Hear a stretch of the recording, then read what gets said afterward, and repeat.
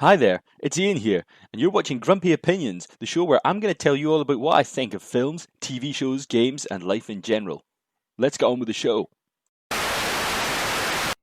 Mandy the Lion is a Star Wars show about Mandy, who is a space samurai ronin with a sort of suit of impenetrable armour, and he's got a little baby Yoda at his side, and he's on some kind of holy mission to take Bubba Yuds back to his own people, or die in the process.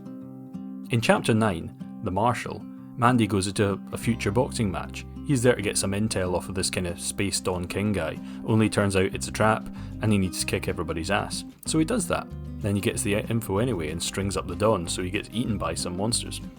Turns out, he's got to go back to Tatooine, big surprise.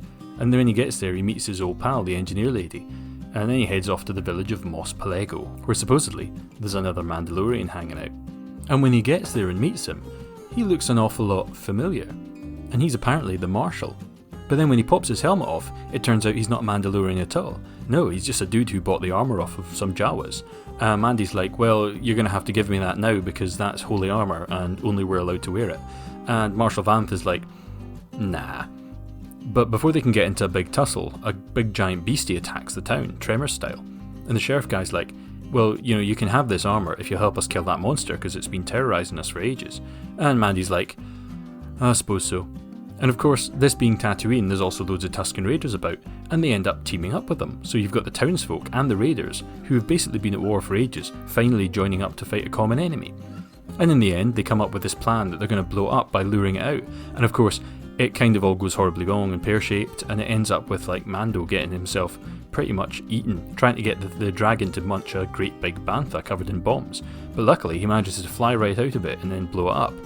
And the sheriff guy, he's pretty impressed, and he hands over the armour, as you do. And then just before the end, as Mandy's driving away, we see a scarred guy watching him from the hill. And it's totally Temuera Morrison. Why is that important? I'll explain in a minute. So what did I think? Well, after the kinds of ups and downs of the first season, which was mostly pretty decent but had a few story issues that bugged me, I'm kind of glad that this episode was absolutely solid. It was really good.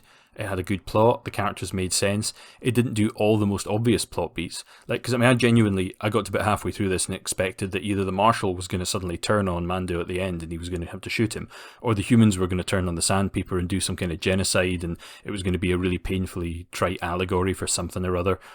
But anyway, yeah, kudos for having the guy from Deadwood as the Marshal. That was also fun.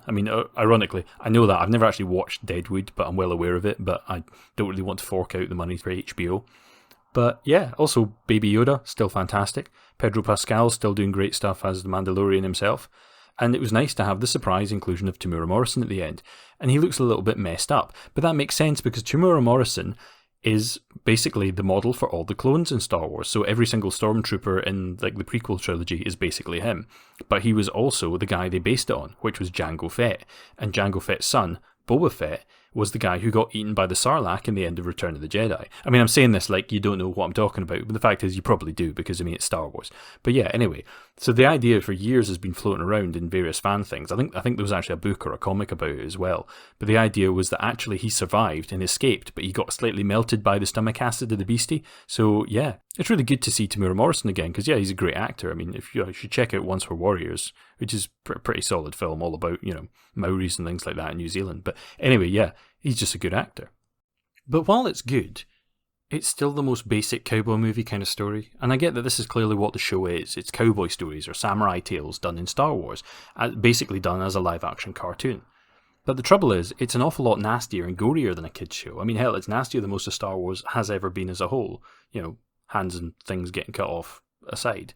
But right off the bat, this week, Mandy ties a guy up by his feet and then leaves him to be eaten alive by, local wildlife. And then towards the end, loads of folk get eaten alive by the giant dragon thing. Or worse, they get spewed up on it and then melted by the stomach acid. That's not really kids' entertainment. It's certainly not as far as I've ever been concerned. But still, if that's the only flaw I've got with the show, then it's not a bad flaw. And I'm going to keep going with it, and hopefully it's even better overall than Season 1 was. So till next time, I've been Ian, and these have been my grumpy opinions. Mandy the Lion is a Star Trek show. No, it's not.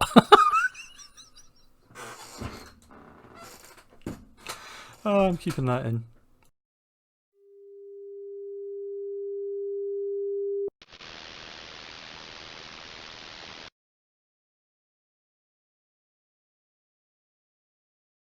And a special thanks to everybody listening, and especially my patrons, and most especially to Michelle Forbes and Judith Coloma, my top tier patrons. Thank you, everybody. Everybody stay safe. Cheerio.